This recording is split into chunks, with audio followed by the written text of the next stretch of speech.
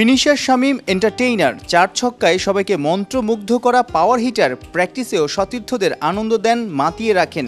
The real team man. অনেকেই বলে যে যত ফিট 22 গজে তত হিট।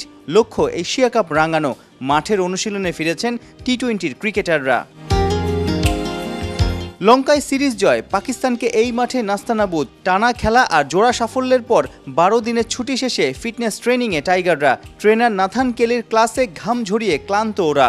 বড় অ্যাসাইনমেন্টের আগে সবাইকে আরও ফিট করার মিশনে টাইগার টিম ম্যানেজমেন্ট। যদিও প্রথম দিনে ট্রেনিংয়ে দেখা যায়নি কাপ্তান লিটন সহ তাসকিন, মিরাজ, হৃদয় ও রিশাদকে শান্ত আর সৌম্য স্পটলাইটে। গুঞ্জন আছে নাইম শেখের জায়গায় টি-20 স্কোয়াডে ফিরতে পারেন সৌম্য কিংবা শান্তর মধ্যে যে কেউ।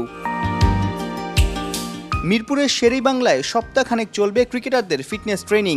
ছুটি কাটিয়ে কোচিং ইউনিটের সদস্যরা ফিরলে 11 কিংবা 12 আগস্টের দিকে শুরু হতে পারে ব্যাট বলের অনুশীলন। চলতি বছরে টি-20-তে ছক্কার সেঞ্চুরি হাঁকিয়েছে টিম বাংলাদেশ। ইমন, তামিম, শামীম, জাকেরদের আরও ঝানু করতেই 10 আগস্ট ঢাকায় আসছেন পাওয়ার হিটিং কোচ জুলিয়ান উড। 3 সপ্তাহের চুক্তি নিশ্চিত করেই বলা যায় উডের দীক্ষা নিতে মুখিয়ে টাইগার উইলোবাজরা। একটু ফাইন টিউনিং হয়তো বাংলার ব্যাটারদের এগিয়ে দেবে কয়েক ধাপ। 19 আগস্ট পর্যন্ত হোম অফ ক্রিকেটেই চলবে টাইগারদের ক্যাম্প। শেষ দিনে ক্রিকেটারদের সঙ্গে বসার কথা বোর্ড সভাপতি আমিনুল ইসলাম বুলবুলের। 20 তারিখ টিম বাংলাদেশ চলে যাবে সিলেটে। বলা যায় এশিয়া কাপের জন্য আসল প্রস্তুতিটা লিটনরা সারবে চায়ের শহরেই।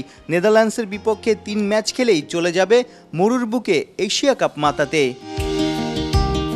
সাইফুল রূপক, 71।